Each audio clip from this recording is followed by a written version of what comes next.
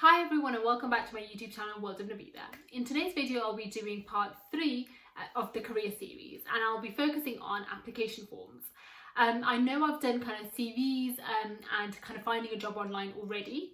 However, the next step literally seems to be application forms because a lot of companies nowadays, even though if you are kind of submitting a CV, they will require you to fill an application form. This is specifically true if you're actually going to be applying for a graduate scheme or a placement year. So it's key that you listen to this advice so you're able to manage your time effectively, get ahead, and actually get noticed by the people that you want to get noticed by. Now, application forms normally tend to be read by systems they've got in place to kind of make that process easier, or sometimes they might be read by people, but the likelihood of that is really low. So what you need to do is to be able to kind of highlight to a system that you're the best person for that job. So I'll be going through some tips and tricks of making that easy.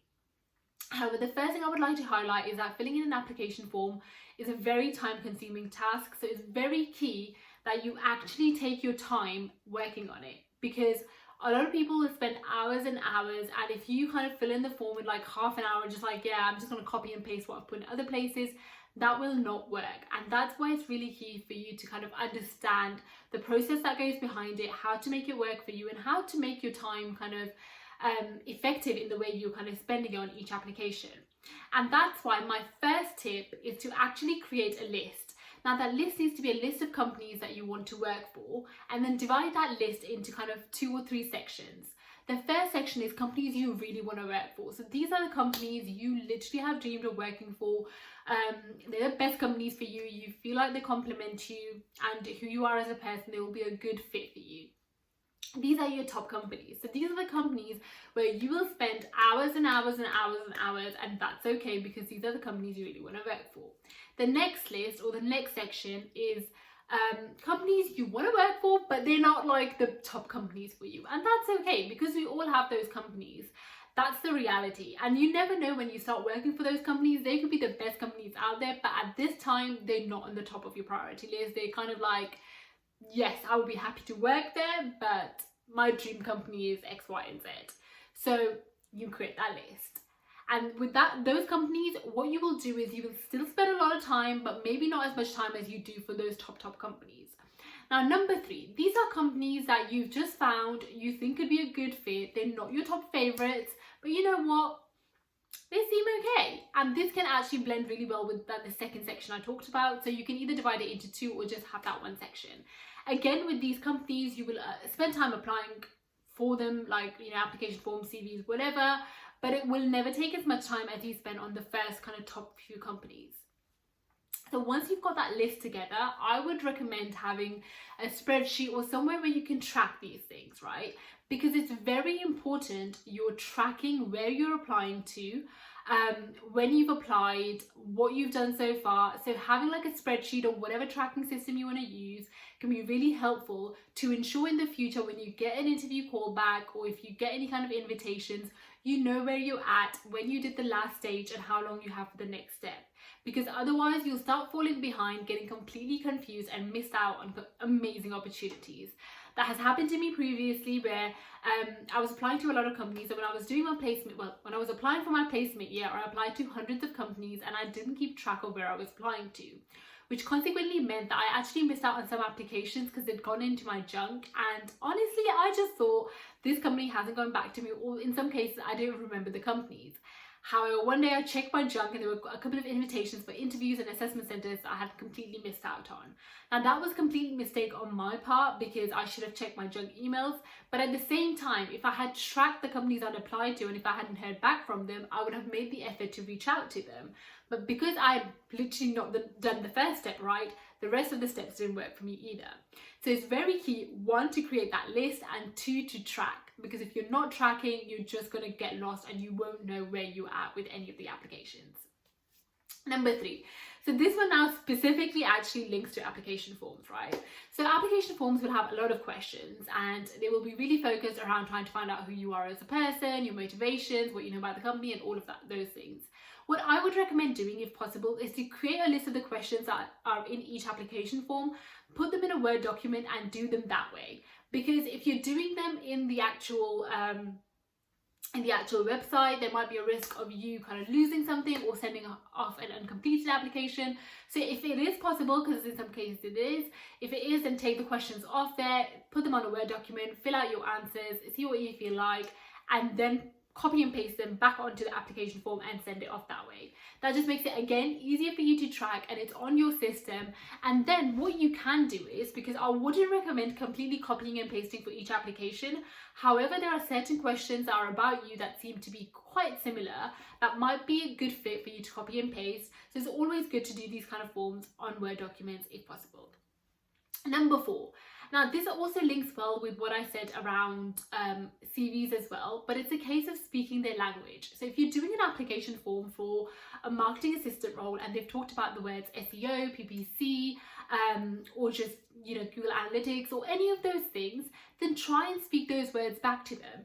So when they say what your key skills are, mention those words in there. Because like I said at the start, these application forms are actually read by systems, and how the systems are trained is to actually pick out the keywords the company is looking for, and that's how you're marked. So if you're putting the keywords in there, you will be picked up by the system. However, if you're just rambling on about how hardworking you are and how driven you are, that's great, because those are really good skills to have, and it's good to be hardworking, it's good to be enthusiastic. But if you're not mentioning the things they care about, they won't notice you, because they get thousands of applications. So it's very key you speak their language back at them, because otherwise, like I said, you're just going to miss out. Number 5. I feel like this is number 5, but I'm not 100% sure, because like I said, I'm just losing track now, but I'm hoping this is number 5. So number 5, once you've put the stuff in the application form, always reread, check through, because a lot of people will just be like, oh, I filled it in, I'll just submit it now, I'm really tired. Please don't do that, because mistakes like spelling mistakes, grammar mistakes can actually be really frustrating, because once the system has read it and said, you know what, this is a good application, forwards it on to a hiring manager, the hiring manager will also read it. And if they think, if they've got 2 application forms in front of them, one with loads of spelling mistakes and loads of grammar mistakes, and one with no grammar mistakes, no spelling mistakes, then they're more likely to choose that one. So it's very key that you make sure you're checking everything through. The other thing is, even if they were to put you forward for interview and they are the person interviewing you, they already could have a negative mindset in their head to think, oh, this person made a lot of mistakes in there. I'm not sure how I feel, but I'm going to call them for interview because they did seem like a good person. So it's very important at every stage to create a positive mindset in the mind of the recruiter or the mind of the hiring manager, because they're the person that's going to be interviewing you. So if you've given them any reason to doubt you, that will kind of go against you in the interview, and that's just human nature, unfortunately. So it's very key you work against those things and actually put yourself in the best space possible. Number 6, when it comes to application forms, it's very important that you read the question properly. Try to answer the question they're asking rather than the question you think you want to answer. Read the question properly and answer using the STAR technique. Like when you go into interviews and you're taught about using the STAR technique, use similar techniques in the actual application form to make it easier for the recruiter or the hiring manager as well as the system to identify some of the things you've put in there. If you just ramble on and put random paragraphs in, it won't make sense and they won't be able to identify some of the things you've done. Like I said, the key is to be able to highlight to them what you've done, what you've achieved, and what you're capable of. Number 7. This again is quite similar to some of the stuff I mentioned about CVs, but it still works really well, and this is the idea of actually using numbers. When you're talking about your qualifications or when you're talking about your achievements, mention numbers in there in terms of the things you've achieved. For example, increased profitability by 10%, increased sales by 25%. Put it all into numbers to make it easier for the hiring manager to understand what that means rather than just saying increased sales. Because increased sales can mean anything between 1 sale to 1,000 sales. So put it into terms for them that they understand and they see, oh my God, this is the best person for the job. I want them to do for me what they did for that other company. So always try to put your best foot forward. That's pretty much it in terms of application forms, because like I said, it's all about speaking the language back to them, tracking your applications, and making sure you're using kind of quantitative data or quantitative terms to talk about some of the stuff you've achieved, because otherwise you're just going to start falling behind and that's not cool. basically. I hope this video is useful for you. If you have any questions, please comment them in the section down below. If there's any particular areas you want me to focus on in terms of the career series, or if there's any particular companies you're applying to, please let me know. I'm always happy to help.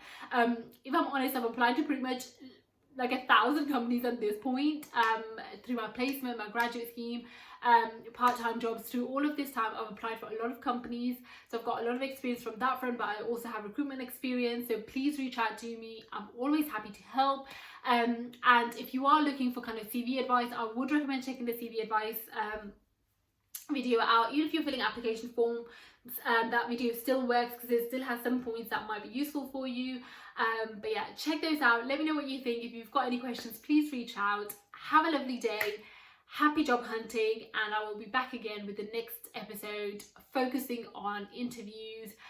I'll also try to focus on assessment centre, so I'll be trying to cover loads of different areas. So like I said, if there's anything in particular that you've got coming up that you want me to focus on quite quickly, let me know and I'll be happy to kind of create that for you. Have a lovely day. Thank you. Bye.